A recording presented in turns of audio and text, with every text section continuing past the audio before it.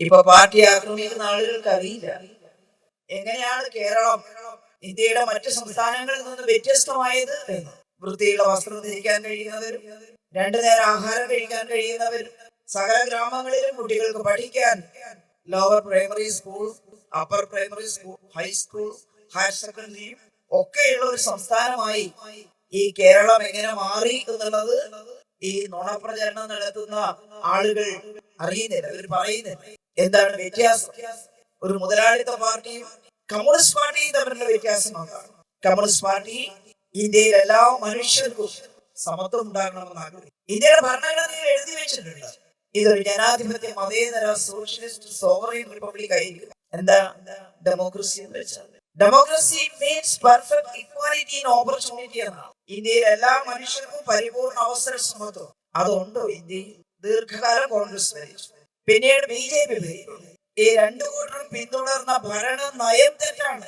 അതുകൊണ്ടാണ് സ്വതന്ത്ര ഇന്ത്യയിലെ ബീഹാറിൽ 100 പേരെ എടുക്കുമ്പോ 30 പേര് കൊടും പട്ടിണിക്കാരായി നിൽക്കുന്നത്. Extremely poor. Human Right Watch പോലുള്ള സംഘടനകൾ ലോകത്തിലാകെയുള്ള പട്ടിണിയെ പഠിച്ച് രാജ്യങ്ങളെ പട്ടിണി കൂടിയ രാജ്യം താഴോട്ട് ചെല്ലുമ്പോൾ പട്ടിണി കുറഞ്ഞ രാജ്യത്തെ ഒന്നാമത് എഴുതിക്കൊണ്ട് താഴേക്ക് പോയപ്പോൾ 76 വർഷമായി സ്വാതന്ത്ര്യം ആസ്വദിക്കുന്ന ഇന്ത്യയുടെ സ്ഥാനം എത്രാമതാണ്? ലോകത്തിലേക്ക് വലിയ ജനാധിപത്യ രാഷ്ട്രം എന്ന് പറയുന്ന നമ്മുടെ രാജ്യത്തിന്റെ സ്ഥാനം എത്രാമതാണ്? 10ാമതാണ്, 50ാമതാണ്, 100ാമതാണ്?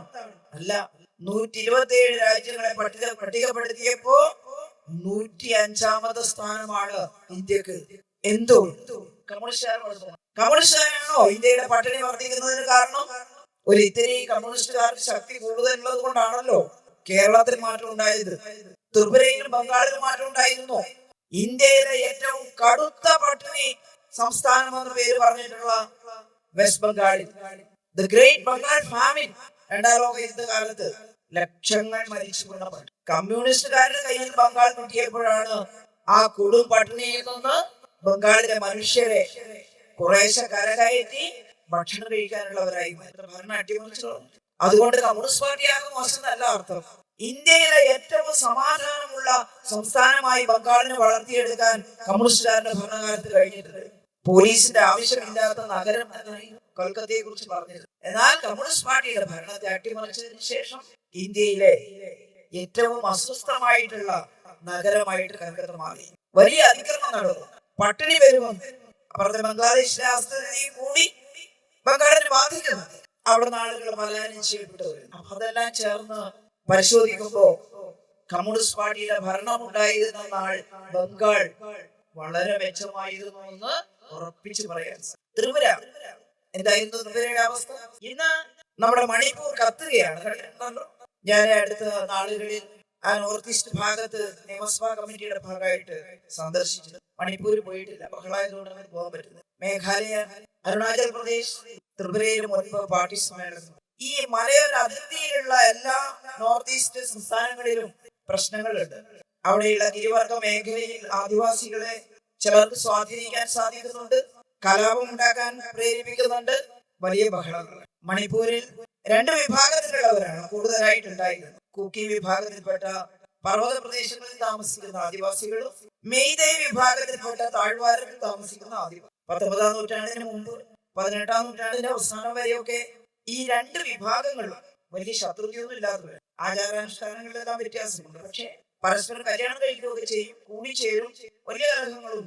എന്നാൽ 19ാം നൂറ്റാണ്ടിൽ മറ്റേതോ ഭാഗങ്ങളിൽ നിന്നും വന്ന ചില ഗോസായിമാർ ഈ മെയ്തേ വിഭാഗത്തിൽപ്പെട്ട ചിലരെ ഹിന്ദുവാക്കി മാറ്റുമ്പോ ചാതുർ പറഞ്ഞ് അതിന്റെ കൂടെ കടന്നു. ഹിന്ദു രാഷ്ട്രം സ്ഥാപിക്കണം എന്നെല്ലാം ചിലർ പറയുന്നുണ്ടല്ലോ.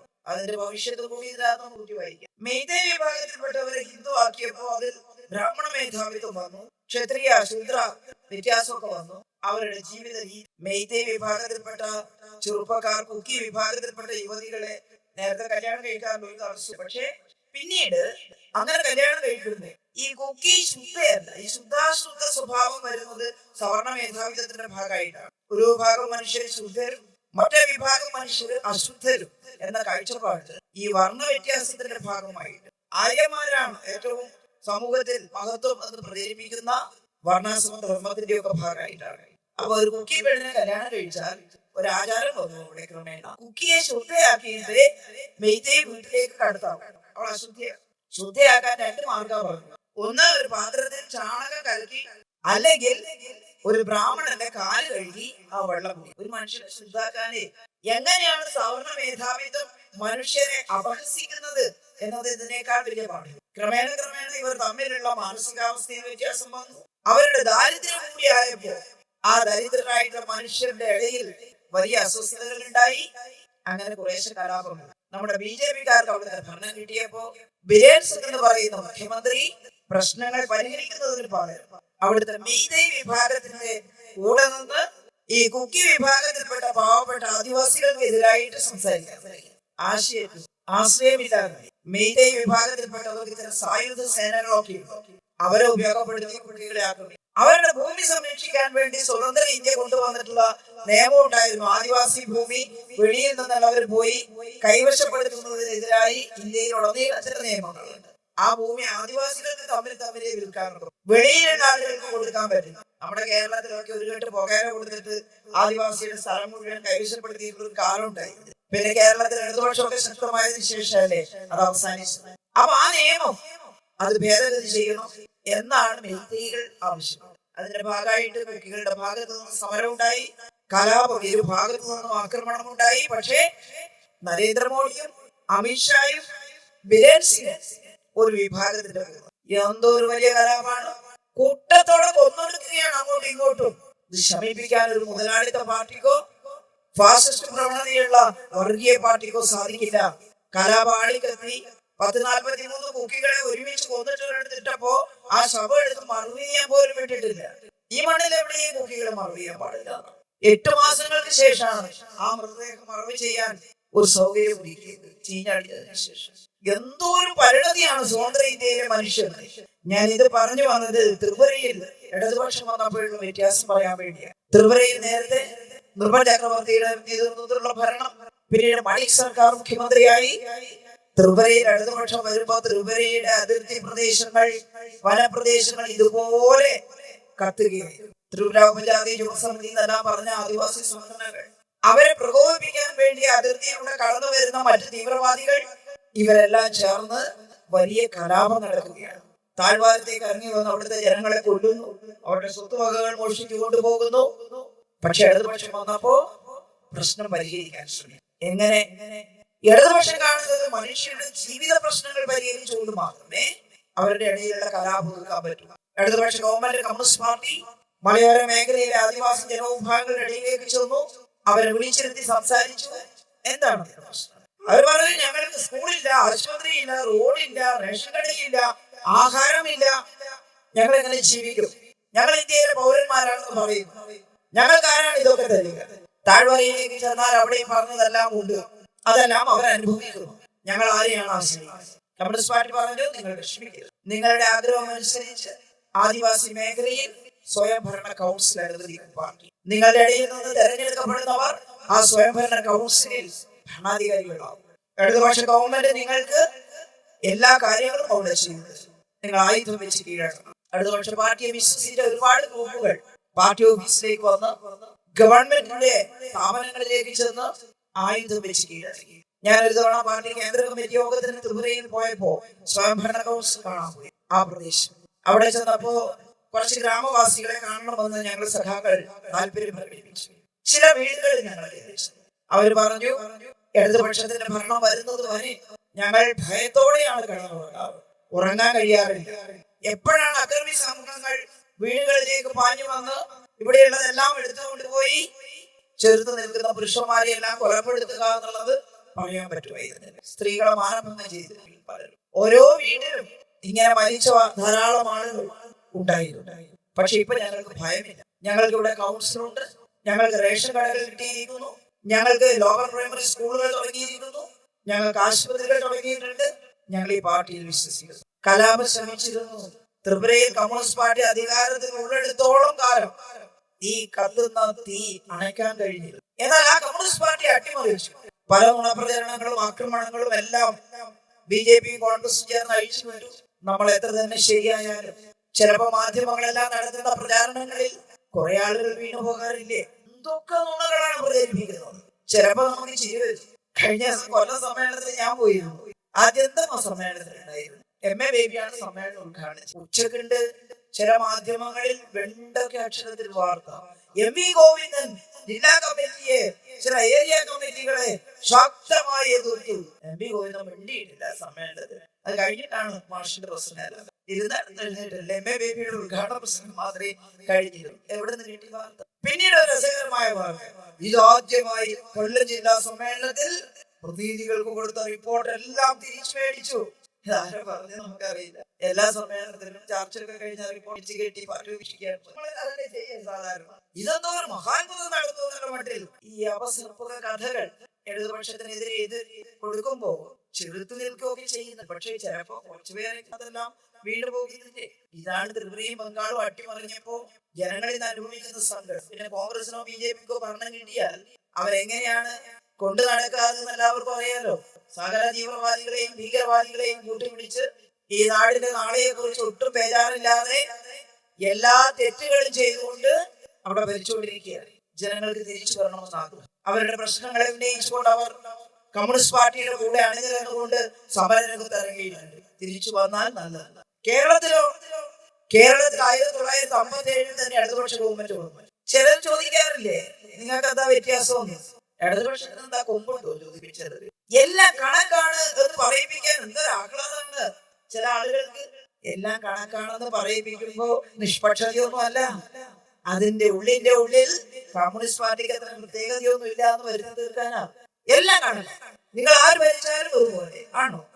ഈ കേരളത്തിൽ നിന്ന് ആർക്കാണ് അങ്ങനെ പറയാൻ സാധിക്കും? സ്വാതന്ത്ര്യ സമരത്തെ കാലത്ത് തന്നെ ജന്മിത്വത്തിനെതിരായി കടുത്ത പോരാട്ടം കമ്മ്യൂണിസ്റ്റ് പാർട്ടിയുടെ നേതൃത്വത്തിൽ നടന്നു. ഞാൻ ആ പഴയ ചരിത്രത്തിലേക്കൊന്നും പോകുന്നില്ല. ഒരു മണി അരിയില്ലാഞ്ഞിട്ട് പട്ടിണി കടന്ന് പടയുമ്പോ കുട്ടികൾ ഒരു തുള്ളി കഞ്ഞി വെള്ളത്തിൽ അല്ലാതെ വെറും പച്ചവെള്ളം കുടിച്ച് ശ്വാസം പുറത്തേക്ക് വരാൻ ബുദ്ധിമുട്ടുമ്പോ സംഘടിതരായി അന്നത്തെ ജന്മിമാരുടെ ഗ്രാനറികൾ പത്തായങ്ങൾ തുറന്ന് ഞങ്ങൾക്ക് അല്പം നെല്ലെടുത്ത് തരണം എന്ന് പറയാനാണ് ഒരുപാട് നടത്തിയത്. ഞാൻ ജീവിക്കുന്ന പഴശ്ശിയിൽ KK ബാലകൃഷ്ണൻ എന്ന് പറയുന്ന അന്നത്തെ സഖാവ് 1940 നെല്ല് മുഴുവൻ ജന്മിയുടെ കാര്യസ്ഥന്മാർ വന്ന് അളന്ന് കളവണ്ടി കയറ്റി ഇല്ലത്തെ പത്തായം നിറക്കാൻ കൊണ്ടുപോകുമ്പോ പിന്നാലെ ചെന്നിട്ട് പറഞ്ഞു, ഒരു ചാക്ക് ഞങ്ങളുടെ ഗ്രാമത്തിൽ നിന്ന് ഞങ്ങളത് എല്ലാവർക്കും ഒന്ന് വീതിക്കട്ടെ. ഞങ്ങൾ കിട്ടാവുന്ന ഓട്ടോ മുക്കാനൊക്കെ പെറുക്കി കെട്ടി കൊണ്ടുവന്നിട്ടുണ്ട്. ഇതെടുത്തിട്ട് അത് തന്നാൽ മതി. ഈ പാവങ്ങൾ അധ്വാനിച്ചുണ്ടാക്കിയതാണ്. തമ്പരാക്കന്മാരൻ ആറും നാട്ടിയൊന്നും കണ്ടവരല്ല. പക്ഷെ എന്നിട്ടും തൊഴിലാളികൾ ആ മാന്യത കാണിച്ചു. തരില്ല എന്ന് പറഞ്ഞു വഴി തടഞ്ഞ് നെല്ലിയാക്കെടുത്ത് പാവപ്പെട്ട സ്ത്രീകളെല്ലാം കൂടി വന്നു. മുണ്ടിന്റെ കോന്തല എന്ന് പറയും നമ്മളിങ്ങനെ. ആ കോന്തലയ്ക്ക് കാണിച്ചു കൊടുത്തപ്പോ കുറച്ച് നെല്ല് അതിലിട്ട് കൊടുത്തു. വീട്ടിൽ പോയി പുഴുങ്ങി കുത്തി അരിയാക്കി ചോറുണ്ണാനൊന്നുമില്ല. പക്ഷെ അത് കലത്തിലിട്ട് വറുത്തിട്ട് മലരാക്കി ആ മലരിൽ വെള്ളം ഒഴിച്ച് തിളപ്പിച്ച് കഞ്ഞിപ്പശകത്ത് ചെല്ലാൻ വേണ്ടി കുഞ്ഞുങ്ങൾക്ക് നിർത്താൻ കൊടുക്കും. എന്താ കമ്മ്യൂണിസ്റ്റ് പാർട്ടി ചെയ്തെന്ന് ചോദിക്കുന്നില്ലേ? മനുഷ്യരുടെ ജീവൻ രക്ഷിക്കാൻ പ്രവർത്തിക്കുകയായിരുന്നു. പക്ഷെ അപ്പോഴേക്കും കോൺഗ്രസ്സുകാരിളകി MSPക്കാർക്ക് വിവരം കൊടുത്തു. മലബാർ സ്പെഷ്യൽ പോലീസ് ബ്രിട്ടീഷുകാർ മലബാർ മേഖലയിൽ കമ്മ്യൂണിസ്റ്റ് പാർട്ടി അമർച്ച ചെയ്യാൻ പ്രത്യേകമായിട്ട് നിയോഗിച്ചിട്ടുള്ള മലബാർ സ്പെഷ്യൽ പോലീസ് അവർ വന്നു. വീട്ടിനകത്തൊക്കെ നരനായിട്ടായി. വീട്ടിന്റെ അട്ടതയാണ് പറയും. ചില വീടുകൾക്ക് മേലെ ബാലകൃഷ്ണന്റെ വീട്, ബാലകൃഷ്ണ മാഷ വീട് ഒരു നല്ല സാമ്പത്തിക ശേഷിയുള്ള കുടുംബമായിരുന്നു. അതുകൊണ്ട് അതിനെ ഈ അട്ടം എന്ന് പറയുന്ന ഭാഗം, മറ്റതെല്ലാം പിന്നെ വീട്ടിലാണ്. അവിടെ ഒളിച്ചിരുന്ന ബാലകൃഷ്ണ മാഷെ MSPക്കാരും കോൺഗ്രസ് ഗുണ്ടകളും വന്ന് വീട്ടിൽ കയറി അവിടെ നിന്ന് വലിച്ചു താഴത്തിട്ട് കയറ് കെട്ടിയിട്ട് വലിച്ചു കൊണ്ടുപോയി. കല്ലുകാരുടെ കാഞ്ഞിര പൊറ്റിയൊക്കെ തട്ടി മേലാകെ മുറിഞ്ഞ് ചോരയും ഇറച്ചിയും പറഞ്ഞു പോകുമ്പോഴും ആ ചെറുപ്പക്കാരൻ ഇൻകുലാബ് സിന്ദാബാദ് വിളിക്കുകയായിരുന്നു. കമ്മ്യൂണിസ്റ്റ് പാർട്ടി സിന്ദാബാദ് വിളിക്കുകയായിരുന്നു. എന്റെ നാട്ടിലൊരു നാണിയെടുത്തിണ്ടായിരുന്നു. അടുത്ത കാലത്ത് മരിച്ചത് പ്രായമുള്ളൂ. എന്നോട് പറയും, മോളെ ഞങ്ങള് കുട്ടികളാവുന്നു, ഞങ്ങളെ ബാലകൃഷ്ണ മാഷ ഇങ്ങനെ കയറ് കെട്ടിയിട്ട് വലിച്ചു കൊണ്ടുപോകുമ്പോ കുട്ടികളെ ഓടിച്ച് നീയാളെ മാഷ കൊണ്ടുപോലെ എന്ന് പറഞ്ഞ കാര്യം. അപ്പൊ കുട്ടികളെ പുറംകാല് കൊണ്ട് തട്ടി തെറിപ്പിച്ച് പോലീസുകാരും ഗുണ്ടകളും ചേർന്ന് മാഷ വലിച്ചു പോവുകയായിരുന്നു. എന്തൊരു സാഹസമാണ് പാർട്ടിയുടെ പ്രവർത്തകർ മനുഷ്യർക്ക് ഒരു നേരത്തെ ആഹാരം ഉണ്ടാക്കി കൊടുക്കാൻ ശ്രമിച്ചത്. ഇന്ന് അതിന്റെ വില നമുക്ക് മനസ്സിലാവുമെന്ന് അറിയില്ല. കാരണം അങ്ങനെ പട്ടിണി എടുക്കുന്നവരെയില്ല. പക്ഷെ ആ പട്ടിണിക്കാരുടെ മനസ്സിലാണ് അത് കൊണ്ടത്. കമ്മ്യൂണിസ്റ്റുകാർ ഞങ്ങൾക്ക് ഇത്തിരി കഞ്ഞിവെള്ളം തരാൻ ശ്രമിച്ചു. പക്ഷെ നിങ്ങൾ കമ്മ്യൂണിസ്റ്റുകാരെ പിടിച്ചു കെട്ടിക്കൊണ്ടുപോയി കൊന്നു. എന്നാ ഞങ്ങളെല്ലാം കമ്മ്യൂണിസ്റ്റാണ്. ഞാൻ എല്ലാവരും സാക്ഷ്യത്തിന്റെ ഈ കഥ പറയുന്നില്ല. പറഞ്ഞാൽ ഈ പൊതുയോഗത്തിൽ അത് മാത്രം പറയാൻ കമ്മ്യൂണിസ്റ്റുകാരുടെ പ്രസംഗം തല്ലിപ്പിരിക്കാൻ വേണ്ടി ഗുണ്ടകളെ അയച്ചു. KPR ഗോപാലൻ എന്ന് പറയുന്ന കമ്മ്യൂണിസ്റ്റ് നേതാവ് കണ്ണൂർ ജില്ലയിലെ മയ്യിൽ ഭാഗത്ത് പൊതുയോഗം ഇതുപോലുള്ള ഗ്രൗണ്ടിലൊക്കെയാണ്, കാടായി സ്റ്റേജ് മൈക്കൊന്നുമില്ല. KPR പ്രസംഗിക്കുന്നു എന്ന് പറയുമ്പോൾ കാട്ടിലൂടെയൊക്കെ നൂണ് കയറി ഒരുപാട് ആളുകൾ കേൾക്കാൻ വരും. കാരണം ഈ നരകതുല്യമായ ജീവിതത്തിൽ നിന്ന് ഒരു മോചനം ഉണ്ടാകുമെന്നാണ് കമ്മ്യൂണിസ്റ്റുകാർ പറയുന്നത്. ഉണ്ടെങ്കിൽ അതിനുവേണ്ടി പ്രവർത്തിക്കണമല്ലോ. അപ്പോ അന്നത്തെ അവിടുത്തെ ജന്മിയുടെ ആളുകൾ അമ്പു എന്ന് പറയുന്ന ഒരു ഗുണ്ടയെ പ്രസംഗം മുറുകമ കമ്മ്യൂണിസ്റ്റുകാരെ തല്ലണം എന്ന് പറഞ്ഞൊരു 3-4 പറഞ്ഞു. അതൊരു കുറ്റിക്കാട്ടിൽ പതുങ്ങിയിരിക്കുകയാണ്. ഈ അമ്പുവും കൂടെ വന്ന 2 കൂട്ടർ മുട്ട വടിയായിട്ട്.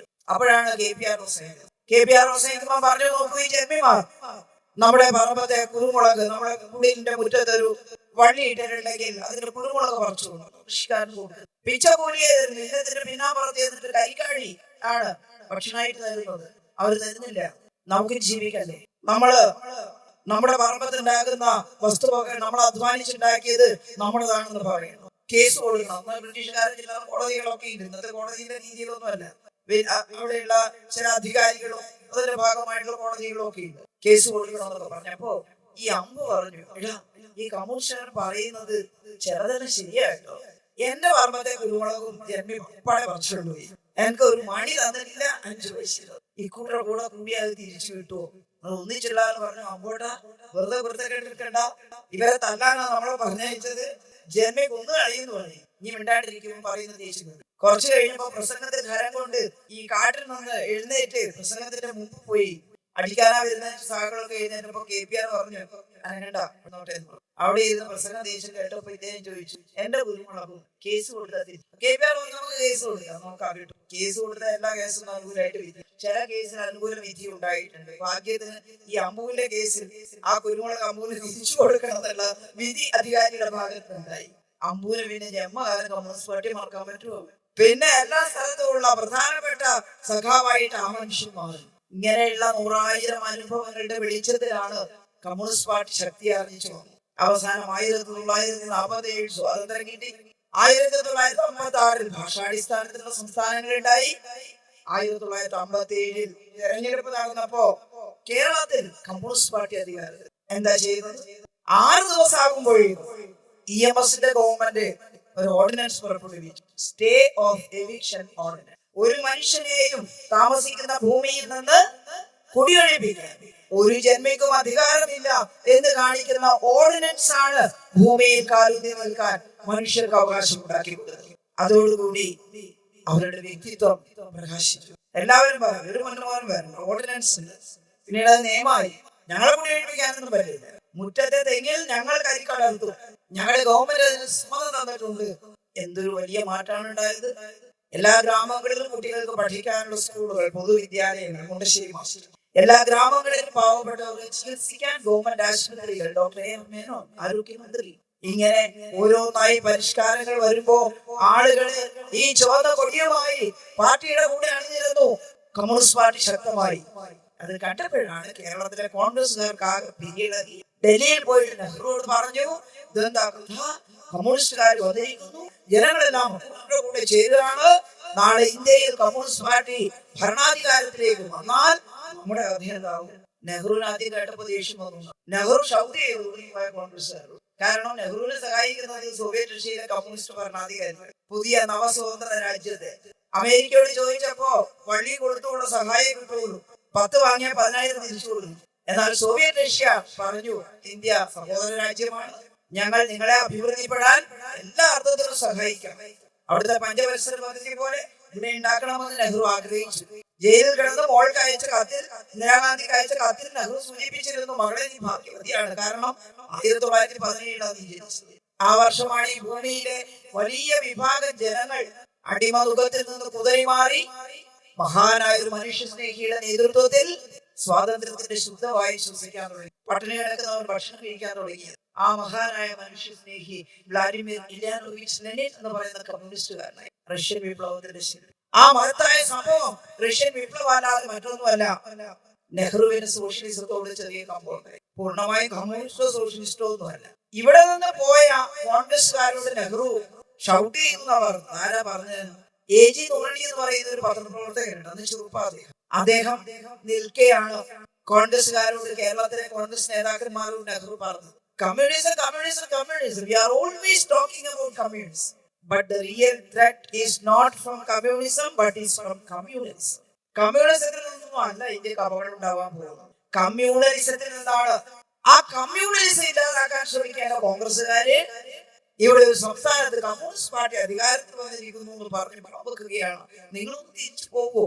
പക്ഷെ അവർ തിരിച്ചു വരികയല്ല ചെയ്യുന്നത്. ഇന്ദിരാഗാന്ധി കുറച്ച് വളർന്നു വന്നു. ഇന്ദിരാഗാന്ധിയെ കൂട്ടുപിടിച്ച് നെഹ്റുവിനെ വല്ലാതെ അവസ്ഥയാണ്, പിരിച്ചു വിട്ടേ അടങ്ങും. അവസാന സമ്മർദ്ദത്തിന് നെഹ്റു കീഴടങ്ങി 59 പിരിച്ചു വിട്ടു. കാരണം എന്താ പറഞ്ഞത്? ഇവിടെ വിദ്യാഭ്യാസ സ്ഥാപനങ്ങൾ എല്ലാവർക്കും സൗജന്യമായി പഠിക്കാൻ തുടങ്ങുന്നു കണ്ടപ്പോ ചില മതവിഭാഗങ്ങൾ പറഞ്ഞു നമ്മുടെ വിദ്യാഭ്യാസ സ്ഥാപനങ്ങൾ ഏറ്റെടുക്കാൻ പോകും. നമ്മൾ പറഞ്ഞു. പക്ഷെ വലിയ സമരം മതത്തിനെതിരായിട്ടെന്ന് പറഞ്ഞ് പള്ളിയിലൊക്കെ കൂട്ടമണിയാണ് സമരം എതിരായിട്ട്. കഥ എന്തെന്നറിയാതെ സ്ത്രീകളും പുരുഷന്മാരും എല്ലാം ഈ പ്രചരണം കേട്ട്, എന്റെ നാട് മലയോര ഗ്രാമമാണ്, ഇരിട്ടി 6 എന്നെല്ലാം പറയും. ഇവിടെ പ്രായം ചെന്നേറെ ആളുകൾ അടുത്ത കാലത്ത് മരിച്ചു. മോളെ ഒന്നും മനസ്സിലായിട്ടില്ല, സമരത്തിന് പോകണം ഇരിട്ടി ഹൈസ്കൂളിൽ നിന്ന് പറയും. പള്ളിക്കാരെല്ലാം കൂടി വന്ന് ഞങ്ങളെ കൂട്ടിക്കൊണ്ടുപോകും. പോകുമ്പോ വഴിയിൽ നിന്ന് കട്ടൻ ചായയും അപ്പവും നെയ്യപ്പവും പരിപ്പോടിയൊക്കെ മേടിച്ചു തരും. അതും കഴിഞ്ഞ് സമരം ചെയ്ത് തിരിച്ചു വരും. അവരെല്ലാം അവിടുത്തെ പാർട്ടിയുടെ ലോക്കൽ കമ്മിറ്റിയൊക്കെ വിളിച്ച് ആദരിച്ചു. കഴിഞ്ഞാൽ ഈ മലയോടത്ത് വന്ന് മണ്ണ് പൊന്നാക്കിയ മനുഷ്യരെ. അപ്പോ ജനങ്ങളെ തെറ്റിദ്ധരിപ്പിച്ച് തെരുവിലിറക്കി കമ്മ്യൂണിസ്റ്റ് പാർട്ടി ഭരിക്കുമ്പോൾ ഇവിടെ ക്രമസമാധാനം വഷളായി എന്ന് പ്രചരിപ്പിച്ചു. ഇന്ദിരാഗാന്ധി തന്നെ കേരളത്തിൽ വന്നു, കമ്മ്യൂണിസ്റ്റുകാരുടെ ഭരണം അവസാനിപ്പിക്കണമെന്ന് പ്രസംഗിച്ചു. അവസാനം എന്നിട്ട് എന്താ ഉണ്ടായത്? 59 പിരിച്ചുവിട്ട് 60 പുതിയ കോൺഗ്രസ് ഗവൺമെന്റ് പട്ടത്താണപ്പള്ളിയുടെ നേതൃത്വത്തിൽ വന്നു. ആ ഇടുക്കി ജില്ലയിലെ മലയോര മേഖലയിൽ നിന്ന് വലിയ പ്രോജക്ട് തുടങ്ങാനെന്ന് പറഞ്ഞ് അവിടുത്തെ പാവങ്ങളെ മുഴുവൻ അടിച്ചിറക്കി പേര് മഴയത് ടാർപോളിൻ ഷീറ്റ് പോലും മേടിച്ചു. എന്നിട്ട് അവരെ എല്ലാം കൊണ്ടുവന്ന് അമരാവതി എന്ന് പറയുന്ന ഒരു സ്ഥലത്ത് കൊണ്ടുപോയി തള്ളി. കോളറയും അതിസാരവും ഒക്കെ വന്നിട്ട് കുഞ്ഞുങ്ങളെല്ലാം വയറ്റുന്നു പോയി മരിക്കും. ആടും കോഴിയും മനുഷ്യരും എല്ലാം കൂടി പേര്. അപ്പോഴാണ് AKG അറിയുന്നത്. AKG വൈദ്യ പാർട്ടി. AKG ഉടനെ തന്നെ അവിടെ കുതിച്ചു. ആ സമരം അവിടെ AKG ഒരു ബെഞ്ച് കൊടുത്തിട്ട് അതിന് മേലെ കയറി കടന്നിട്ട് പറഞ്ഞു, ഈ മനുഷ്യർക്ക് പുനരധിവാസം ഉറപ്പാക്കുന്നത് വരെ ഞാൻ ജലപാനം ചെയ്യും. നിരാഹാര അമരാവതി. കോൺഗ്രസ്സുകാർ മിണ്ടിയില്ല, മരിക്കട്ടെ എന്ന് വിളിച്ചു. പക്ഷെ നെഹ്റു കേരളത്തിലെ കോൺഗ്രസ്സുകാരെ വിളിച്ചിട്ട് പറഞ്ഞു, പട്ടത്താണപ്പള്ളിയെ വിളിച്ചിട്ട് പറഞ്ഞു, അടിയന്തരമായി AK ഗോപാലനുമായി ചർച്ച നടത്തണം. അയാൾ പാർലമെന്റ് മെമ്പറാണ്, അവൾ മനുഷ്യ സ്നേഹിയാണ്, ചർച്ച നടത്തി പരിഹാരം കാണും. അങ്ങനെ നെഹ്റുവിന്റെ നിർബന്ധത്തിന് വഴങ്ങി ചർച്ച നടത്തി. ഒരാൾക്ക് 3 ഏക്കർ ഭൂമിയും അന്നത്തെ 100 രൂപ ഒരു ടെന്റ് കെട്ടാൻ, അത് വെച്ച് നഷ്ടപരിഹാരം കൊടുക്കണമെന്ന് പ്രശ്നം കുറച്ച് ശ്രമിച്ചു. ഇരട്ടിയിൽ കൊട്ടിയൂർ പഞ്ചായത്ത് അവിടെ കൊട്ടിയൂരിൽ നിന്ന് ഇതുപോലെ കുടിയൊഴിക്കുക. അപ്പോ വിമോചന സമരത്തിന് നേതൃത്വം കൊടുത്ത അവിടുത്തെ ആളുകൾ തിരിച്ചറിഞ്ഞു, ആ ഗവൺമെന്റിനെ തകർത്ത് അതിനെ അട്ടിമറിച്ചുകൊണ്ടാണ് കുടിയൊഴിപ്പിക്കൽ, അല്ലെങ്കിൽ കുടിയൊഴിപ്പിക്കലിനെതിരെ നിയമം കൊണ്ടുവന്നവരാണല്ലോ. അവിടുത്തെ പള്ളിയിലെ വികാരി അച്ഛൻ പറഞ്ഞു, ആരെങ്കിലും ഒന്ന് ആ മനുഷ്യ സ്നേഹിയായിട്ടുള്ള AK ഗോപാലനും അതെവിടെ വന്നാൽ കുടിയൊഴിപ്പിക്കരുത്. ഇത് ഞാനവര് പറഞ്ഞു കേട്ടത്. അവിടുത്തെ ക്രിസ്തീയ സഭയുടെ തലശ്ശേരി അതിരൂപത പ്രസിദ്ധീകരിച്ച ഒരു പുസ്തകമുണ്ട്, കുടിയേറ്റത്തിന്റെ ഇതിഹാസം.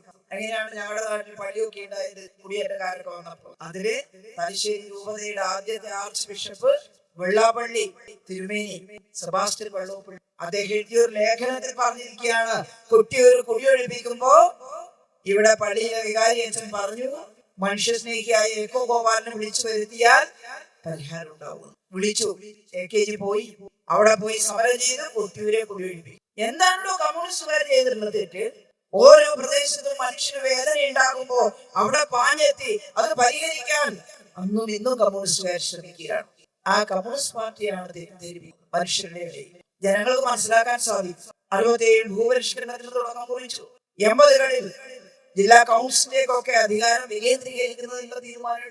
90കളിൽ സമ്പൂർണ്ണ സാക്ഷരതാ കൊണ്ടുവന്ന് സകല മലയാളിയെ അക്ഷരം പഠിപ്പിക്കുകയും തുടർ വിദ്യാഭ്യാസവും നേരത്തെ പഠിക്കാൻ സമയം കിട്ടാത്തവര് 4ാം ക്ലാസ്സിലേത്, 7ാം ക്ലാസ്സിലേത്, 10ാം ക്ലാസ്സിലേത് എന്നിട്ട് ഗൾഫ് പോയി സാമാന്യം ഭേദപ്പെട്ട ജോലി നേടുന്നു. ഗൾഫ് പോയി സമ്പാദിച്ചു കൊണ്ടുവരുന്നത് കൊണ്ടാണ് കേരളത്തിലെ പ്രശ്നങ്ങൾ പരിഹരിക്കപ്പെടുന്നത് എന്നൊക്കെ വ്യാഖ്യാനം വരുന്നുണ്ടല്ലോ. മോശമൊന്നുമല്ല കൊണ്ടുവരുന്നത് നോക്കി. പക്ഷേ ആ ഗൾഫ് പോയിട്ട് കുറച്ചെങ്കിലും സമ്പാദിക്കാനുള്ള ഒരു ധൈര്യം അല്ലെങ്കിൽ അതിനുള്ള അവസ്ഥ കേരളത്തിലെ മനുഷ്യർക്ക് ഉണ്ടാക്കിയത് ഇടതുപക്ഷമാണ്. ഇന്നും തുല്യതാ പരീക്ഷ നേരത്തെ പഠിക്കാൻ എങ്കിലും അവസരമില്ലാതായി പോയിട്ടുണ്ടെങ്കിൽ ഇപ്പൊ ഇന്ദ്രൻസ് 7ാം ക്ലാസ് എഴുതി, 10ാം ക്ലാസ് എഴുതും. ഇത് കേരളത്തിന്റെ പ്രത്യേകത. സമ്പൂർണ്ണ സാക്ഷരത കൈവരിച്ച സംസ്ഥാനം കേരളം. ഇടതുപക്ഷം കൊണ്ടുവരുന്ന പരിഷ്കാരം കോൺഗ്രസിന്റെ ഗുണം കൊണ്ടാണെങ്കിൽ കോൺഗ്രസ് 4-3 ഭൂരിപക്ഷത്തിന് ഭരിച്ച ഉത്തർപ്രദേശിലും മധ്യപ്രദേശിലും ഇതുണ്ടാവട്ടെ. ബീഹാറിലും കേരളത്തിന്റെ അവസ്ഥയാണോ അവിടെ? ഇവിടെ ഭൂപരിഷ്കരണം, മിച്ചഭൂമി കണ്ടെത്തി വിതരണം ചെയ്യാൻ, എല്ലാവർക്കും ഭൂമിയിൽ അവകാശം. എന്തോരു മാറ്റമാണ് കേരളത്തിൽ. കുടുംബശ്രീ ആൾക്കൂട്ടത്തിന്റെ രൂപീകരണം, ദാരിദ്ര്യ നിർമ്മാർജ്ജനം, പോവർട്ടി അലിവിയേഷൻ. ഒരു തുണ്ട് ഭൂമിയെങ്കിലും സ്വന്തമായി കൈവശം വെക്കാൻ തുടങ്ങിയപ്പോഴല്ലേ ആ പഴയ ഓലക്കുടിലൊക്കെ മാറിയിട്ട് അത്യാവശ്യം കട്ടയോ കല്ലോ ഒക്കെ വെച്ചിട്ട് അവര് ബന്ധിച്ചിട്ട് അതിന് മേലെ ഓണൊക്കെ ഇടാൻ പറ്റിയത്. അവിടെ നിന്നും കുറച്ചും കൂടി കൂലിയൊക്കെ ഇന്നത്തെ പത്രത്തിലുണ്ട്. ഇന്ത്യയിൽ ഏറ്റവും കൂടുതൽ കൂലി കിട്ടുന്ന സംസ്ഥാനം കേരളം. എങ്ങനെ മാറി? കോൺഗ്രസിന്റെ സുഹൃത്തം കൊണ്ടാണെങ്കിൽ ബീഹാറിൽ മാറണ്ടേ? കോൺഗ്രസ് ഇപ്പോഴും ഭരിക്കുന്ന പ്രദേശങ്ങളിൽ മാറണ്ടേ? ഇല്ലാലോ. ഇന്ത്യക്ക് സ്വാതന്ത്ര്യം കിട്ടിയതിനു ശേഷം ആലപ്പുഴയിൽ ബീഹാറിൽ നിന്നൊരു തൊഴിലാളി ജോലി ചെയ്യാൻ വന്നു. അവന്റെ ആ പാവപ്പെട്ട മനുഷ്യന്റെ ഒരു കുഞ്ഞിനെ കൂട്ടത്തിൽ ജോലി ചെയ്യാൻ വന്ന ഒരു കശ്മീരമായി ബലാത്സംഗം. ഞാൻ ആ കുടുംബത്തെ ആശ്വസിപ്പിക്കാൻ വേണ്ടി അവിടെ പോയി ആലുവയിൽ വാടകയ്ക്ക്. ഞാൻ ചെന്ന് ഇന്നയാളാണെന്നൊക്കെ പറഞ്ഞപ്പോ എന്റെ 2 കൈയും ചേർത്ത് പിടിച്ചിട്ട് കണ്ണിൽ നിന്ന് വെള്ളമാണ്. മാഡം, ഞങ്ങൾ ഇവിടെ വന്നത് ഞങ്ങളുടെ ബീഹാറിൽ ജോലി ചെയ്താൽ വൈകുന്നേരം വരെ പണിയെടുത്താൽ 200 രൂപ കൂലി എന്നൊക്കെ പറയും. പക്ഷെ 100 കൂടി വന്നാൽ 150. ഇവിടെ വന്നപ്പോ ഞാൻ വൈകുന്നേരം വരെ ജോലി ചെയ്ത് 1000 രൂപ വരെയൊക്കെ ഞാൻ ഓവർ ടൈമും ചെയ്യും ഉണ്ടാക്കുന്നുണ്ട്.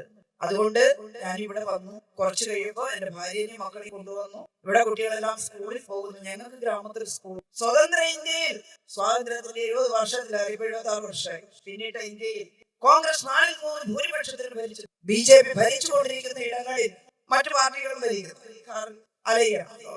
അവിടെ കുഞ്ഞുങ്ങൾക്ക് പഠിക്കാൻ ഗ്രാമത്തിൽ സ്കൂളില്ല. എന്നിട്ട് ഇവിടുത്തെ മാഷുമാരോട് ചെന്നിട്ട് ബീഹാറുകാരൻ ചോദിച്ചു, സാർ, ഞങ്ങളുടെ കുഞ്ഞുങ്ങളെ ഇവിടുത്തെ സ്കൂൾ. മാഷുമാർ പറഞ്ഞു, പിന്നെന്ത്, എല്ലാവരും ഇന്ത്യൻ പൗരന്മാർ, ഇന്ത്യയിൽ എവിടെയും ചേർത്ത് പഠിക്കാം.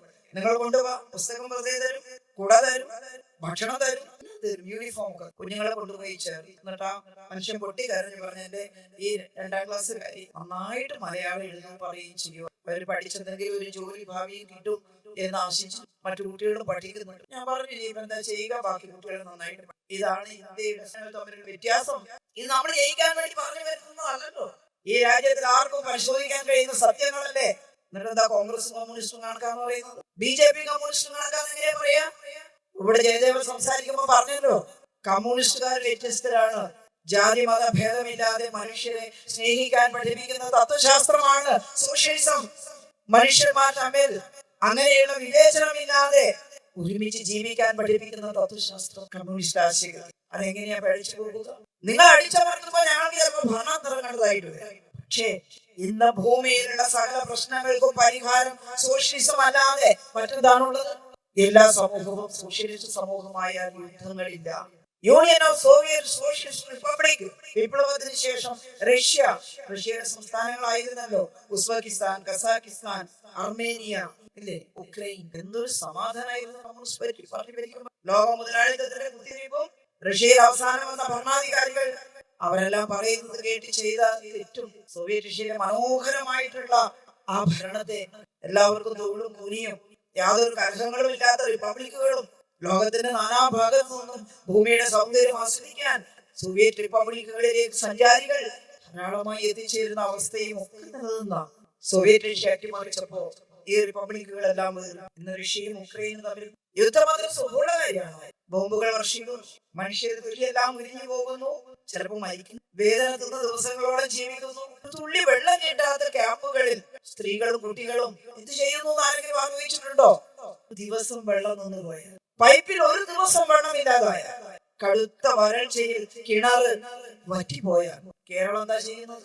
പ്രസിഡന്റ് പഞ്ചായത്ത് പ്രസിഡന്റ് വിളിക്കുകയാണ്, ദേ ഇവിടെ വെള്ളമില്ല കേട്ടോ, കോട്ടൊക്കെ മേടിച്ചു പോയിട്ടുണ്ടല്ലോ. പ്രസിഡന്റിന് ബേജാറായി. പ്രസിഡന്റ് ലോറിയൊക്കെ ആയി എവിടെയാണോ വെള്ളം നിറച്ച് ആ പ്രദേശത്ത് വാട്ടർ സപ്ലൈ. നിങ്ങൾ വിചാരിക്കുന്നുണ്ടോ കോൺഗ്രസ്സുകാരുടെ ഗുണം കൊണ്ടാണെന്ന്? കോൺഗ്രസ് ഭരിക്കുന്ന പഞ്ചായത്തിന് വെള്ളം കൊടുക്കുന്നുണ്ടാവാം, പക്ഷേ ഇത് കേരളമാണ്. കമ്മ്യൂണിസ്റ്റ് പാർട്ടി ഉണ്ടാക്കിയ ശീലങ്ങളാണ്. എന്നാൽ യുദ്ധഭൂമികളിലും കലാപം നടക്കുന്ന ഇന്ത്യയുടെ പ്രദേശങ്ങളിലും വെള്ളമില്ല. അത് എത്തിക്കാൻ ഭരണാധികാരികളും ഇല്ല. യുദ്ധം സോഷ്യലിസം കാക്ഷിക്കാത്ത ഒന്നാണ്. യുദ്ധമില്ലാത്ത സമൂഹമാണ് സോഷ്യലിസ്റ്റ് പഥ്യം. അതുകൊണ്ടാണ് സോഷ്യലിസ്റ്റ് ആവണമെന്ന് പറയുന്നത്. ഞാൻ ഭൂമിയിലെ എല്ലാം നിറകയാതെ വിശദീകരിക്കുന്നില്ല. പക്ഷെ ഒരുപാട് മനുഷ്യർ അഭയാർത്ഥികളായി, രോഹിംഗ്യൻ അഭയാർത്ഥികൾ, ബർമയിൽ സ്ഥാനമില്ല, മ്യാൻമർ അടിച്ചോടിക്കുന്നു. ഇവിടെ പോകും മനുഷ്യർ. കിട്ടിയ തോണിയിലല്ല 10 ആള് കയറേണ്ടതിൽ 100 ആള് കയറിയിട്ട് സമുദ്രത്തിന് നടുക്കത്തും ചില രാജ്യങ്ങളിൽ ചെന്ന് കര പറ്റുമ്പോ ആ രാജ്യത്തിന് അവർ എറിഞ്ഞ് ഓടിക്കുന്നു. ആരാണത്? മജയമാംസമുള്ള മനുഷ്യർ. അവരെവിടെ പോയി വീഴും? ലോകം മുഴുവൻ സോഷ്യലിസ്റ്റ് വ്യവസ്ഥയ്ക്ക് കീഴിലായാൽ ഒരു മനുഷ്യനും ഒരിടത്തു നിന്നും ഓടിപ്പോകേണ്ടി വരിക. അതത് പ്രദേശത്ത് ആ രാജ്യത്തിന് വേണ്ടി അധ്വാനിച്ച് ആ രാജ്യത്തിന് വേണ്ടി ഉൽപ്പന്നങ്ങൾ ഉണ്ടാക്കി അതിലൊരു പങ്ക് സ്വായത്തമാക്കി ഭക്ഷണം കഴിച്ചും പഠിച്ചും. അതാണ് സോഷ്യൽ വ്യവസ്ഥിതി. ഭൂമിയിലെ ഈ ദുരവസ്ഥ കണ്ടിട്ടാണ് ചിന്തകന്മാരെല്ലാം വീണ്ടും പറഞ്ഞു തുടങ്ങിയത്. സ്വദേശി അട്ടിമറിക്കപ്പെട്ടപ്പോ ചിലർ പറഞ്ഞു ഇനി ചെങ്കോടി വരില്ല, വലിയ സന്തോഷമുള്ള പോലെയാണ്. പക്ഷെ ഇന്ന് തോമസ് പിക്കറ്റി അടക്കമുള്ള ധനതത്വ ശാസ്ത്രജ്ഞന്മാരും ഭൂമിയിലെ പല പ്രമുഖ ചിന്തകരും പറയുന്നു വരാനിരിക്കുന്ന നാളുകൾ സോഷ്യലിസത്തിന്റേതാണ്. കാരണം ഈ പ്രശ്നം പരിഹരിക്കാൻ ഒരു മാർഗം. അതാണ് നമ്മൾ കാണേണ്ടത്. നാം സോഷ്യലിസ്റ്റ് ആശയങ്ങളിൽ വിശ്വസിക്കും. ഇന്ത്യയിൽ എപ്പോ ഭരണം കിട്ടും എന്നുള്ളത് ചോദിച്ച് നാളെ കിട്ടില്ല എന്ന് കണ്ട് നിരാശപ്പെടുന്നു. കേവലം 3 സീറ്റ് മാത്രം പാർലമെന്റിൽ ഉണ്ടായിരുന്ന ജനതാ വിമുക്തി പെരുമനക്ക് ശ്രീലങ്കയിൽ അടുത്ത തെരഞ്ഞെടുപ്പിൽ 155 സീറ്റിലേക്ക് ഉയരാൻ കഴിഞ്ഞത് അവിടുത്തെ ബൂർഷ്വാ പാർട്ടികൾ മാറി മാറി ഭരിച്ച് ശ്രീലങ്ക തളർന്നു. ജനമനസ്സിലാക്കി ഇടതുപക്ഷത്തിന്റെ കയ്യിലേക്ക് ഈ ഇന്ത്യ കോൺഗ്രസും BJPയും ഭരിച്ചു ഭരിച്ച ഒരു പാർട്ടിയാണ്. എല്ലാം നശിപ്പിച്ചിരിക്കുന്നു. കോൺഗ്രസിന്റെ മുതലാളിത്ത നയം അതാണ് ഇന്ത്യയെ പട്ടിണിക്കാരുടെ രാജ്യമാക്കി മാറ്റിയത്. വിലക്കയറ്റം വായു വിളവി വീണു. BJP വന്നപ്പോൾ ചിലർ പറഞ്ഞു കോൺഗ്രസിനെ പോലെയല്ല. നരേന്ദ്രമോദിയെ പറയുന്ന അയ്യോ മഹനോ എന്നൊക്കെ പറഞ്ഞിട്ട് പ്രസംഗിക്കാൻ തുടങ്ങിയപ്പോ ചിലർ പറഞ്ഞു പ്രസംഗിച്ചിട്ടുള്ള കാര്യം. കോൺഗ്രസിന്റെ അതേ ആഗോളവൽക്കരണ ഉദാരവൽക്കരണ നയമല്ലേ മോഡി തുടരുന്നത്? മോഡിയുടെ സഹചാരിയായ അദാനിക്ക് നേരെ ചിലർ കേസ് അമേരിക്കൻ കോടതി. എന്താ അദാനി ചെയ്ത കുറ്റം? ഇവിടെ നമ്മുടെ രാജ്യത്തിന്റെ ഖജനാവ് ചോർത്തി അദാനിക്ക് കൊടുത്തോണ്ടിരിക്കുക മോഡി. എന്നിട്ട് ആ പണം കൊണ്ടുപോയി വേറെ എവിടെയൊക്കെയോ നിക്ഷേപിച്ച് കോടികൾ അദാനിക്ക് ഒഴിയുന്നു. ഇന്ത്യക്കാരൻ എന്താ ഗുണം? ബേട്ടി പഠാവോ ബേട്ടി ബച്ചാവോ എന്നൊക്കെ പറഞ്ഞിട്ട് പ്രസംഗിച്ചാൽ മതിയോ? നമ്മുടെ നാട്ടിലെ ഖജനാവിൽ പണം വരുന്ന ഒരു സ്ഥാപനമാണ് ലൈഫ് ഇൻഷുറൻസ് കോർപ്പറേഷൻ. അതിന്റെ ഷെയർ അദാനിക്ക് കൊടുത്തിരിക്കും. അപ്പോ LICയുടെ ഷെയർ അദാനിയുടെ കയ്യിലായതുകൊണ്ട് LIC ഉണ്ടാക്കുന്ന ലാഭം ഇന്ത്യൻ ട്രഷറിയിലേക്കല്ല വരിക, അദാനിയുടെ പോക്കറ്റിൽ. അത് അദാനി കൊണ്ടുപോയിട്ട് ഞാൻ അവിടെ പാപ്പരായി പോയി അതിന് കടം വീട്ടാൻ കൊടുക്കുന്നു എന്ന് പറഞ്ഞാൽ ഈ ഇന്ത്യയിലെ മനുഷ്യർക്കാരാ അരിയടിച്ചു കൊടുക്കുക? ആരാ ഇന്ത്യയിലെ പാവപ്പെട്ട മനുഷ്യർക്ക് ജോലിയും കൂലിയും കൊടുക്കുക? ഈ രാഷ്ട്രീയം മനസ്സിലാക്കണ്ടേ?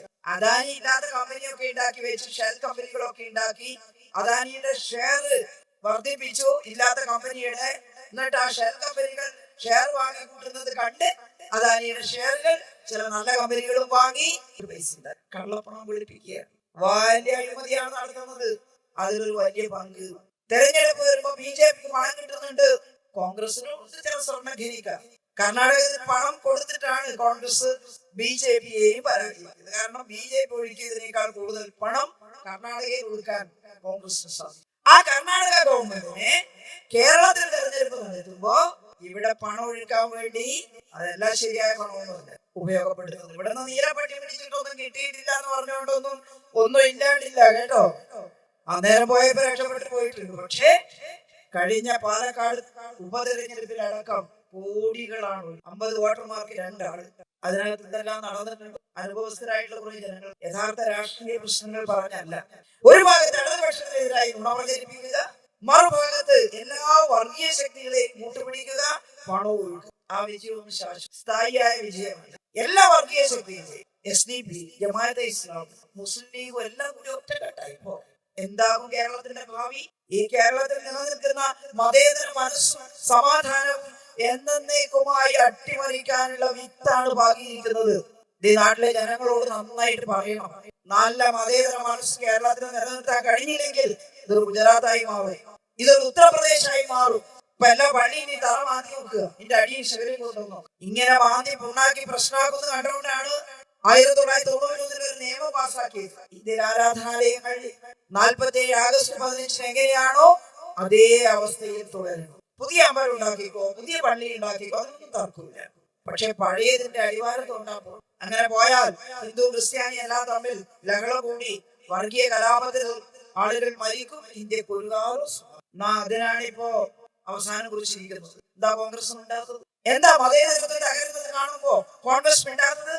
ഈ കേരളത്തിലും സകലാന്ത വിശ്വാസവും അനാചാരവും പ്രചരിപ്പിച്ച് കോൺഗ്രസ് നിൽക്കുക. വന്ന് കൂടോത്രം വരെ ചെയ്യുന്നത്. നെഹ്റു ഒക്കെ അന്ധവിശ്വാസിയൊന്നും ആയിരുന്നില്ല കേട്ടോ. നെഹ്റു വളരെ ശാസ്ത്രബോധമുള്ള നെഹ്റു ഇന്ത്യയിലെ ശാസ്ത്രജ്ഞന്മാരോട് പറഞ്ഞു, നിങ്ങളുടെ ജോലി ഇന്ത്യയിലെ മനുഷ്യരെ അന്ധവിശ്വാസത്തിൽ നിന്ന് രക്ഷിക്കലാണ്. ആ നെഹ്റു ഒരാളെ പറഞ്ഞു, എന്റെ വീട്ടിൽ മുട്ട കുഴിച്ചിട്ടു പൊട്ടിത്തെറിക്കുന്നു എന്നാണ്. പണ്ട് ഇന്നസെന്റിന്റെ സിനിമയിൽ ഇന്നസെന്റ് നല്ല ധൈര്യത്തിൽ അല്ലെ, ഇപ്പൊ പൊട്ടിത്തെറിക്കുകയാണെന്നല്ല, തേങ്ങ എറിഞ്ഞാൽ പൊട്ടുന്നു പറഞ്ഞിട്ട് അത്ര ധൈര്യത്തിൽ നിൽക്കാനുള്ള ആൾക്ക് കഴിയണ്ടേ? എന്തൊരു അസംബന്ധമാണ് ഇത്! കണ്ടിട്ടല്ലേ ചിന്നൊഴിപ്പിക്കലും ബാധൊഴിപ്പിക്കലും ഒക്കെ ആയിട്ട് ആളുകളെ കൊല്ലുന്നത്. ഈ കേരളീയ സമൂഹത്തെ ഇവിടത്തേക്കായി കോൺഗ്രസ് കൂടോത്രത്തിലേക്കാണ്. അന്നേരം വേറൊരു നേതാവ് പറഞ്ഞു, എനിക്ക് അതിനേക്കാളും വലിയ കൂടോത്രം. ഓറൽ അങ്ങോട്ടും ഇങ്ങോട്ടും കൂടോത്രം ചെയ്ത് തീർക്കുന്നതിനിടയിൽ നമുക്ക് ജനങ്ങളുടെ പ്രശ്നങ്ങൾ, ഞാൻ സമയം നീണ്ടുപോയത് കൊണ്ട് പറയുന്നില്ല. 2016 ഗവൺമെന്റ് പിണറായി പറഞ്ഞു സ്കൂളിന്റെ ആസ്പത്രി ഉണ്ടല്ലോ, പക്ഷെ അതെല്ലാം പഴയതായിരിക്കും. നമുക്ക് ഇതിനെല്ലാം ഒന്ന് ആധുനികമാക്കണം. ആർദ്ര മിഷൻ എന്താ PHC FSC ആക്കി, മുറ്റത്ത് നല്ല ടൈൽസ് ഒക്കെ ഇട്ട് ആശുപത്രി, അകത്ത് കയറുമ്പോൾ നല്ല റിസപ്ഷൻ, നഴ്സുമാരുടെ ചെക്കപ്പ് ഏരിയ, നല്ല ലബോറട്ടറി, നല്ല ഒബ്സർവേഷൻ റൂം. ശിശുമരണ നിരക്ക് 2016 1000 പ്രസവത്തിന് 12. ദേശാഭിമാനിയിൽ ഒരു കണക്ക് ചെറിയ 1000 പ്രസവത്തിന് 10 അല്ല 12 ആയിരുന്നു. അത് കുറക്കുമെന്ന് നമ്മൾ പ്രതിജ്ഞ ചെയ്തു ആരോഗ്യവകുപ്പ്. 2016 മുതൽ 20 വരെ പ്രസവ കേന്ദ്രങ്ങൾ വൃത്തിയാക്കിയും ഹോസ്പിറ്റൽ ഇൻഫെക്ഷൻ കുറച്ചും ഹൃദയം പോലുള്ള പദ്ധതികളിട്ട് ജന്മനാ ഹൃദയ വൈകല്യമുള്ള കുട്ടികൾക്ക് സൗജന്യമായ ഓപ്പറേഷൻ നടത്തി കൊടുത്തും നമ്മൾ പ്രവർത്തിച്ചപ്പോ 2020 ഡിസംബറിൽ പരിശോധിക്കുമ്പോ കേരളത്തിലെ ശിശുമരണ നിരക്ക് 12-ൽ നിന്ന് 5 കുറഞ്ഞിരിക്കുന്നു. ഈ നേട്ടം കമ്മ്യൂണിസ്റ്റുകാർക്ക് നേടാറുണ്ട്. കോൺഗ്രസ്സുകാർ ഭരിക്കുന്നിടത്ത് 1043 മുതൽ മേപ്പെട്ടാണ് BJP ഭരിക്കുന്നത്. മാതൃമരണ നിരക്ക് 67 2016. അത് 2020 ആകുമ്പോ 67 നിന്ന് 19 കുറച്ചിരിക്കും. ഡൽഹിയിൽ പോയി 67 ആക്കിയവർക്ക് അവാർഡ് കിട്ടും. എനിക്കന്ന് 2 അവാർഡ് വാങ്ങാൻ. ഒന്ന് 67 കുറച്ചത്, 2 ഇന്ത്യയിലെ ഏറ്റവും കുറഞ്ഞ ശിശുമരണ നിരക്ക് ഉള്ള സംസ്ഥാനമാണ്. ഇത് വെറുതെ അല്ല, കമ്മ്യൂണിസ്റ്റുകാരുടെ പ്രവർത്തനത്തിന്റെ ഫലമായിട്ടുണ്ടാവുന്നതാണ്. ഞാൻ ഈ നേട്ടാലാണ്ടി പറഞ്ഞാൽ എത്രയോ പറയാനുണ്ട്. ആ മിഷനുകളെല്ലാം തുടരുന്നു. അതോടൊപ്പം കേരളത്തെ ഹൈടെക് ആക്കി മാറ്റാൻ വിഴിഞ്ഞം പോലുള്ള പദ്ധതികൾ, അതിന് കേന്ദ്ര വിഹിതം തന്നു തീർക്കണമെന്നേക്കോ. ഒരു ഇത്രപടി നാണം വേണ്ടേ? വയനാട് ദുരന്തം ഉണ്ടായിട്ട് നമ്മൾ ചോദിച്ചു, ഏത് ദുരന്തം ഉണ്ടായാലും ആ ദുരന്തം തീർക്കാനുള്ള മുഴുവൻ പണവും കേന്ദ്രം തരണമെന്നാണ്. കാരണം നമ്മുടെ പദ്ധതി 5 പൈസ തന്നില്ല. എന്നിട്ടോ ഇപ്പൊ ഹെലികോപ്റ്ററിൽ വന്നിട്ട് ആളുകളെ റെസ്ക്യൂ ചെയ്തതിന്റെ പൈസ നമ്മൾ അങ്ങോട്ട് തിരിച്ചു കൊടുക്കണമെന്ന് പറയുന്ന നാടൻ ഭാഷ പറഞ്ഞാൽ എന്താ പറയാ? ഇത്രമാത്രം വൃത്തികേട്ട മനസ്സാണോ ഇന്ത്യൻ ഭരണാധികാരികൾ? നമ്മൾ ചോദിക്കണ്ടേ? നമ്മുടെ ഗ്രാമത്തിലെ മുഴുവൻ ആളുകളോട് ഇതാണ് BJP, ഇതാണ് നരേന്ദ്രമോദി, കോൺഗ്രസ് ആണെങ്കിൽ ഇതിൽ ഏട്ടനാണ്. അപ്പോ കമ്മ്യൂണിസ്റ്റ് പാർട്ടിയുടെ വ്യത്യാസം എന്താണെന്ന് നമ്മൾ ഇനി കേരളത്തെ ഒരു വിജ്ഞാന സമൂഹമാക്കി മാറ്റാൻ സഖാവ് പിണറായിയുടെ നേതൃത്വത്തിൽ പരിശ്രമം. ഭാവിയിൽ നമ്മുടെ കുട്ടികളുടെ തൊഴിലില്ലായ്മയൊക്കെ പരിഹരിക്കണം. ഇവിടെ തന്നെ നമുക്ക് ജീവിക്കാൻ അവസരം ഉണ്ടാക്കുന്നത് എളുപ്പമൊന്നുമല്ല മുതലാളിത്ത രാജ്യത്ത്. പക്ഷെ നമ്മൾ ഇതാണ് കമ്മ്യൂണിസ്റ്റ് പാർട്ടിയുടെ. അതിനിടയിൽ ഒരുപാട് നുണ പ്രചരിപ്പിച്ച് ഇപ്പോഴത്തെ ആളുകളൊന്നും ശരിയല്ല, നേരത്തെയുള്ളവരെല്ലാം ശരിയായിരുന്നു, AKG കുഴപ്പമില്ല, പക്ഷെ കഴിഞ്ഞ മന്ത്രിസഭ കുഴപ്പമില്ല, ഇത്തവണത്തെ മോശം. ഇത് മനഃപൂർവ്വം നമ്മളിൽ നിന്ന് ആളുകളെ അകറ്റാനാണ്. അതിനെതിരെ ശക്തമായി പ്രതികരിക്കാൻ ഈ ഗവൺമെന്റ് പഴയ ഗവൺമെന്റിന്റെ തുടർച്ച, പഴയ ഗവൺമെന്റ് കൊണ്ടുവന്നിട്ടുള്ള മിഷനുകളൊക്കെ മുന്നോട്ട് കൊണ്ടുപോകണം. പകുതി പോയി. അതോടൊപ്പം പുതിയ കാര്യങ്ങൾ നമുക്ക് ചെയ്യാൻ 5 പൈസ കേന്ദ്രം തരാതിരിക്കുമ്പോഴും പെടാപ്പാട് പെടുക. നമ്മൾ ടാക്സ് ഷെയർ മുടക്കിയപ്പോഴാണ് പെൻഷൻ ഒന്ന് പോയത്. പിന്നെ കോടതിയിൽ പോയി കുറച്ച് ടാക്സ് ഷെയർ തരാൻ കോടതി പറഞ്ഞു, അപ്പൊ പെൻഷൻ പോയി. പെൻഷൻ കിട്ടുന്നില്ലെങ്കിൽ കേരളത്തിലെ ഗവൺമെന്റിനെതിരായിട്ടല്ല നമ്മുടെ വിരൽ ചൂണ്ടേണ്ടത്, നമുക്ക് തരാനുള്ള അർഹതപ്പെട്ട വിഹിതം പിടിച്ചു വെക്കുന്ന കേന്ദ്രത്തിനെതിരായിട്ടാണ്. സംസ്ഥാനത്തിന് ഇവിടെ പിരിച്ച് ഇവിടെ ചെലവഴിക്കാനുള്ള അധികാരമൊന്നുമില്ല.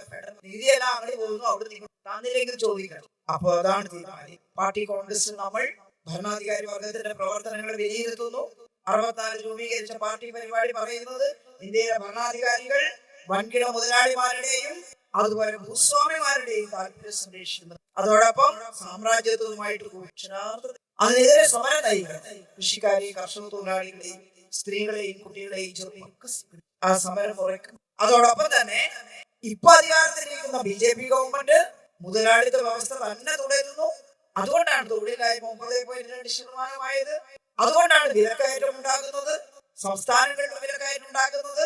അതോടൊപ്പം ഇന്ത്യയിലെ മനുഷ്യരെ ജാതി മതങ്ങളുമായിട്ട് വേർതിരിച്ച് നാടിനെ നശിപ്പിക്കും. അങ്ങനെ നശിപ്പിക്കാൻ ശ്രമിക്കുന്ന RSSനും BJPക്കും എതിരായിട്ട് വ്യക്തമായിട്ട് നിൽക്കാൻ നമുക്ക് സാധിക്കും. മതേതരത്വം സംരക്ഷിക്കാൻ ഞാൻ ചുരുക്കുന്നു ഈ ചെങ്കൊടി മാനവമോചനം. മനുഷ്യനെ മനുഷ്യരായി കാണുന്ന അന്തസ്സുറ്റ ജീവിതം മനുഷ്യർക്ക് പ്രദാനം ചെയ്യാൻ വാഗ്ദാനം ചെയ്യുന്നു. പാർട്ടി കേന്ദ്ര കമ്മിറ്റി ചേരുമ്പോഴെല്ലാം അത് സമയത്ത് പ്രമേയമൊക്കെ പാസ്സാക്കി തൊട്ടടുത്ത നാളിൽ ഇത് ചെയ്യും. ഇപ്പോ പാർട്ടി കോൺഗ്രസ് ആ പാർട്ടി കോൺഗ്രസിൽ വെച്ച് നമ്മുടെ അടവ് നയം അതിനനുസരിച്ച് നമ്മൾ പ്രവർത്തിച്ചാൽ വലിയ മാറ്റം സമൂഹത്തിൽ ഉണ്ടാക്കാൻ കഴിയും. നേടിയതെല്ലാം നിലനിർത്തണം. പുതിയ കാര്യങ്ങൾ നേടാനുള്ള സമരത്തിൽ പങ്കാളിത്തം വഹിക്കണം. ലോക ജനത സോഷ്യലിസത്തെ ഉറ്റുനോക്കുന്നു. ഉറുഗ്വേയിലടക്കം ഇടതുപക്ഷം തിരിച്ചു വന്നിരിക്കുന്നു. ശ്രീലങ്കയിലും നേപ്പാളിലും എല്ലാം ഇടതുപക്ഷം വന്നിരിക്കുന്നു. ഇടതുപക്ഷമാണ് ഭാവി എന്ന് ലോകം തിരിച്ചറിയുന്ന നാളിൽ നമ്മുടെ കേരളത്തിൽ ഇടതുപക്ഷത്തെ നമുക്ക് ശക്തമാക്കാൻ ശ്രമിക്കാം എന്ന് മാത്രം പറഞ്ഞുകൊണ്ട് ഈ നല്ല തണുപ്പ് ഇവിടെ ഇരുന്നിട്ടുള്ള നിങ്ങളെ എല്ലാവരെയും ഹൃദയത്തിൽ ചേർത്ത് അഭിവാദ്യം ചെയ്തുകൊണ്ട് ഞാൻ ഈ പൊതുയോഗം ഉദ്ഘാടനം ചെയ്തതായി അറിയുന്നു.